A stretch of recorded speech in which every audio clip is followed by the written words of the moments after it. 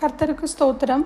இந்த காலை வேளையிலே நாம் தியானிக்கிற வசனம் மத்தேயு 28வது அதிகாரம் 6வது வசனம். அவர் இங்கே இல்லை, தாம் சொன்னபடியே உயிர்த்தெழுந்தார், கர்த்தரை வைத்த இடத்தை பாருங்கள். இந்த சாப்டர் ரொம்ப ஒரு சின்ன சாப்டர் தான், மொத்தம் 20 வசனங்கள் உள்ளது. இதுதான் லாஸ்ட் சாப்டர் மேத்யூவில். கிறிஸ்து மரித்தோரிலிருந்து உயிர்த்தெழுந்தார் என்பது ஒரு பெரிய ஒரு வரலாற்று உண்மை. 4 சுவிசேஷங்களிலும் உயிர்த்தெழுதலை நேரில் கண்ட சாட்சிகளை வழங்கி இருக்கிறார்கள். மத்தேயு, மார்க், லூக்கா, யோவான் எல்லாத்துலேயுமே அவர் உயிரோடு எழுந்ததை குறித்த நேரடி சாட்சிகளை அவங்க சொல்லியிருக்காங்க, எழுதியிருக்காங்க. வேத வாக்கியங்கள் எல்லாமே தேவ ஆவியினால் அருளப்பட்டது. அவர்கள் எல்லோருமே அங்கு நடந்த பல்வேறு ஜனங்களால் கவனிக்கப்பட்ட உண்மைகளை மட்டுமே அவங்க அந்த இடத்துல தெரிவித்திருக்கிறாங்க. பைபிளில் முக்கியமான அந்த உண்மையே அவர் மரித்தோரிலிருந்து உயிர்த்தெழுந்த இதுதான். அந்த சம்பவம் தான் எல்லா சம்பவங்களும் உண்மையாக இருக்குது. ஆனாலும் மிகவும் முக்கியமான, ஏன்னா நம்ம பாவங்களுக்காக மரித்து நம்மை இந்த விலையேறப்பெற்ற ரட்சிப்பை தந்து நம்ம நிரந்தரமான மரணத்திலிருந்து, இந்த நிர்பந்தமான மனிதர் இந்த நிரந்தரமான மரணத்திலிருந்து நம்மை பிரித்தெடுத்து இப்போ நமக்கு நித்திய ஒரு வாழ்க்கையை நம்ம வாழ்க்கையில் தந்திருக்கிறார். அப்படின்னா இந்த ரிசன், இந்த உயிர்த்தெழுதல் தான் இதற்கு காரணம். அதற்காகவே இந்த உலகில் பிறந்தவர் அவர். அப்போ கர்த்தரின் நற்செய்தி இயேசு கிறிஸ்துவின் உயிர்த்தெழுதலில் நிற்கிறது. அது மாத்திரமல்ல, உயிர்த்தெழுந்து இன்றும் ஜீவிக்கிறவராக இருக்கிறார். இயேசுவின் மரணமும் உயிர்த்தெழுதலும் ஈஸ்டரில் மட்டும் கொண்டாடப்படுவதில்லை. இயேசு சிலுவைக்கு செல்வதற்கு முன்பே இதை சீஷர்களிடம் பேசுகிறார். அவரது உயிர்த்தெழுதலின் சம்பவம் எங்கே தொடங்குது அப்படின்னு பார்த்தீங்கன்னா, ஆதியாகமம் 3:15 அது தொடங்கி விடுகிறது. அந்த வசனத்திலே காஸ்பல் தொடங்கிடுது. அவரை விசுவாசிக்கிறவர்கள் நித்திய ஜீவனை பெறுவார்கள். லூக்கா 24:5வது வசனத்தின் பின்பகுதியும் 6ஆம் வசனத்தின் முன்பகுதியும் வாசிக்கும் போது, உயிரோடு இருக்கிறவரை நீங்கள் மரித்தோரிடத்தில் தேடுகிறது என்ன, அவர் இங்கே இல்லை, அவர் உயிர்த்தெழுந்தார் என்று வாசிக்கிறோம். இங்கே மத்தேயு 28:5 பார்த்தீங்கன்னா, தூதன் அந்த ஸ்திரீகளை நோக்கி, நீங்கள் பயப்படாதிருங்கள், சிலுவையில் அறையப்பட்ட இயேசுவை தேடுகிறீர்கள் என்று அறிவேன், இயேசுவை தேடுகிறீர்கள் என்று அறிவேன், அவர் இங்கே இல்லை, தாம் சொன்னபடியே உயிர்த்தெழுந்தார், கர்த்தரை வைத்த இடத்தை பாருங்கள், வந்து பாருங்கள் அப்படின்னு தூதர் சொல்றாங்க மரியாள்கிட்ட என்று. 4 நற்செய்திகளும் பார்த்தால் காலியான கல்லறை, அதாவது எம்டி டோம், இயேசுவின் உயிர்த்தெழுதல் மற்றும் மகதலேனா மரியாளின் விட்னஸ், அவங்க இங்கே இல்லை, தாம் சொன்னபடியே உயிர்த்தெழுந்தார் என்ற வசனத்தை பார்த்தீங்கன்னா உறுதிப்படுத்தியது. லூக்கா 24 2 தூதர்களை குறித்து எழுதப்பட்டிருக்கிறது. ஆனால் மத்தேயும் மார்க்கும் தூதர்களையும் மகதலேனா மரியாளையும், மார்க்குவில் யாக்கோபின் தாயாகிய மரியாளும் சலோமையும் சேர்த்து குறிப்பிடப்பட்டிருக்கிறது. லூக்காவும் யோவானும் சீஷர்களில் சிலர் கல்லறைக்கு ஓடி போனார்கள். அதில் லூக்கா குறிப்பாக பேதுருவை குறிப்பிட்டிருக்கிறார். இயேசுவின் உயிர்த்தெழுதலில் வேத வாக்கியங்கள் நிறைவேறியதன் முழு நோக்கத்தையும் சீஷர்கள் அந்த நேரத்தில் புரிந்து கொள்ளவில்லை என்பதை குறிப்பிடத்தான் யோவான் இந்த வசனங்களை அங்கே திட்டவட்டமாக கூறுகிறதை பார்க்க முடிகிறது. இதனால் தான் யோவான் என்ன எழுதியிருக்கிறார், தன்னுடைய லாஸ்ட் அந்த சாப்டர் 21 25ஆம் வசனத்தில் கன்க்ளூட் பண்றது. இதுதான் அவருடைய கன்க்ளூஷன். இயேசு செய்த வேறு அநேக காரியங்களும் உண்டு, அவைகளை ஒவ்வொன்றாக எழுதினால் எழுதப்படும் புத்தகங்கள் உலகம் கொள்ளாதென்று எண்ணுகிறேன், ஆமீன் அப்படின்னு முடிக்கிறாரு. அது எவ்வளோ ஒரு ட்ரூவாக இருக்குது பாருங்க. 100%. அவர் சொன்னதை, அவர் கொடுக்குற ஒவ்வொரு அற்புதங்களையும் பார்த்தீங்கன்னா கூட இதில் கொஞ்சம் அற்புதங்கள் தான் கொடுத்துருக்கு. எத்தனையோ பேரை சுகமாக்கி இருக்கிறது. நிறைய அந்த இன்சிடென்ட்ஸ் நமக்கு கொடுக்கப்பட முடியவில்லை.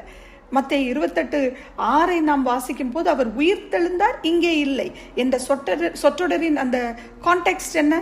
இந்த வசனத்தை நாம் ஈஸ்டர் என்று ஷுவர்லி வாசிப்போம். ஓய்வு நாள் முடிந்து வாரத்தின் முதல் நாள் விடிந்து வருகையில் மகதலேனா மரியாளும் மற்ற மரியாளும் கல்லறையை பார்க்க தான் வந்தார்கள். அப்பொழுது பூமி மிகவும் அதிர்ந்தது. இங்கே நம்ம இப்ப ஸ்டாப் பண்ணி நம்ம தியானிப்போம். பூமி அதிர்ந்தது என்றால் எப்படி சூழ்நிலை இருக்கும்? நிலம் அதிரும், பாறைகள் வெடிக்கும், அங்கங்கே பூமியில் விரிசல் வரும். அவருடைய உயிர்த்தெழுதலில் பூமி தன்னுடைய மகிழ்ச்சியை காண்பிக்கிறதை இந்த இடத்துல நாம் பார்க்கிறோம்.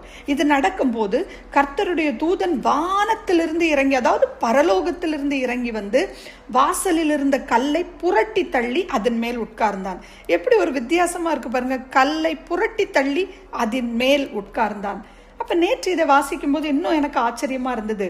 உட்கார்ந்தது மாத்திரம் இல்லாமல் எப்படி பாருங்க, அவனுடைய ரூபம் மின்னல் போலவும் அவனுடைய வஸ்திரம் உறைந்த மலையை போலவும் வெண்மையாகவும் இருந்தது என்று வாசிக்கும் போது எனக்கு ஞாபகத்துக்கு வந்தது, கார்ட்டூன்லாம் பார்க்கும்போது பார்த்தீங்கன்னா சடனாக இப்படி சில கேரக்டர்ஸ் வந்துட்டு போவாங்க. அப்படி இருந்துதான், மின்னல் போல வந்தது மாதிரி இருந்துதான்.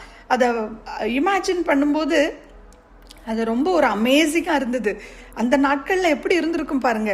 பெரிய டெக்னாலஜி எல்லாம் கிடையாது, ஆனால் அந்த நாட்களில் எப்படி அவங்க அதை தரிசிச்சிருப்பாங்க.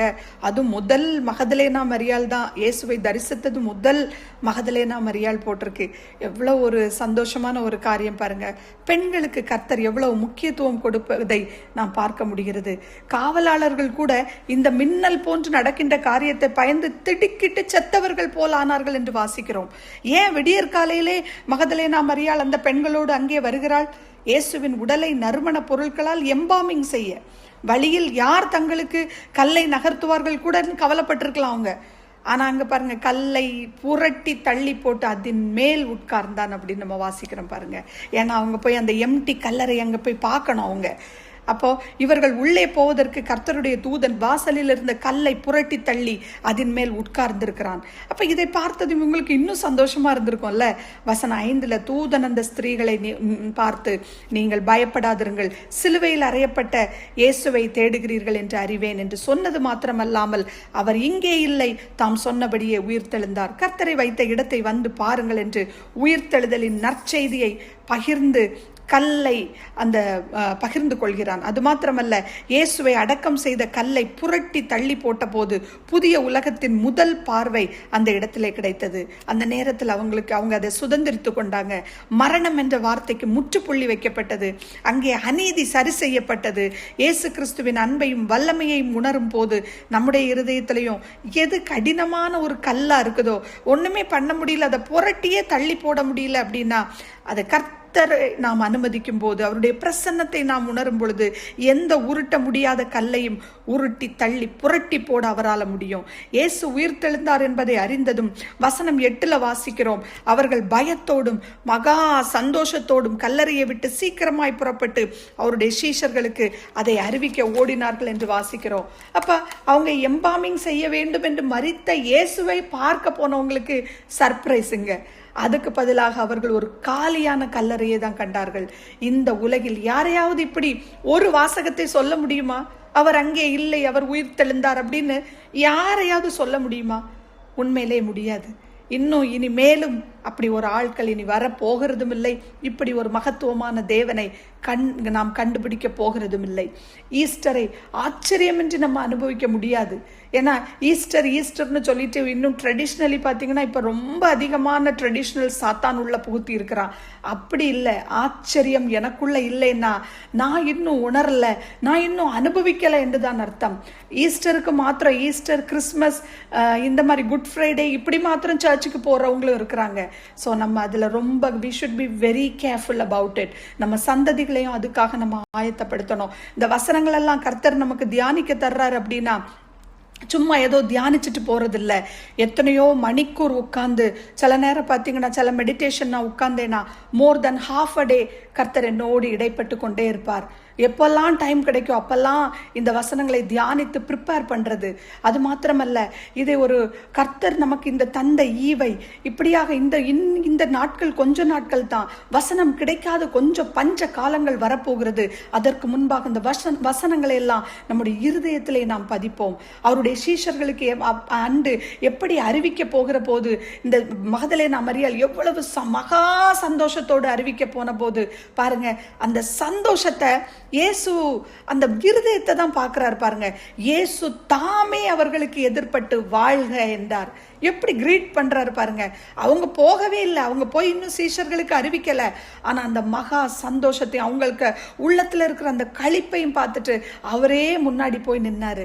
அவர்கள் கிட்ட வந்து அவங்க பாதங்களை தழுவி அவரை பணிந்து கொண்டார்கள்னு பார்க்கிறோம். பாதங்களை தழுவி பணிந்து கொண்டாலே ஒரு முழு அர்ப்பணிப்பு ஆகும். நம்மை இந்த காலை வேளையிலே நாம் சிந்திப்போம். கர்த்தருடைய பாதங்களை தழுவி நாம் பணிந்து கொள்கிறோமா?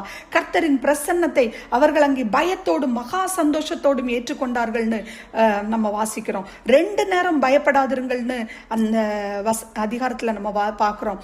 ஒன்று தூதனும் பார்த்தீங்கன்னா முதல்ல பார்த்தோன்னே பயப்படாதிருங்கள் தான் சொல்றாரு.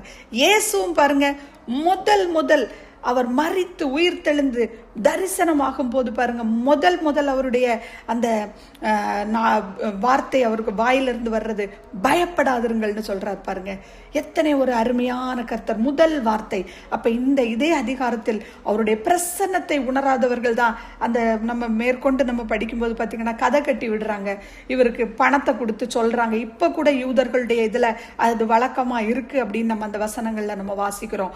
களவாய் கொண்டு போயிட்டாங்க அப்படின்னு பணத்தை கொடுத்து ரூமரை வேற பரப்புறாங்க பாருங்க. நாம சிந்திப்போம், மகதலேனா மரியாளை போல அவருடைய பிரசன்னத்தை உணர்ந்து அவர் கட்டளையிட்டதை மற்றவர்களுக்கு நாம் உபதேசிக்கிறோமா, இல்லை முழுமையாக உணராமல் நாம் சந்தேகிக்கிறோமா? இந்த காலை வேளையிலே நாம் சிந்திப்போம். உலகமெல்லாம் மறக்குதையா, உணர்வு எல்லாம் இனிக்குதையா, உம் நாமம் துதிக்கையிலே ஏசையா, உம் அன்பை ருசிக்கையிலே ராஜா, உம் நாமம் துதிக்கையிலே ஏசையா, உம் அன்பை ருசிக்கையிலே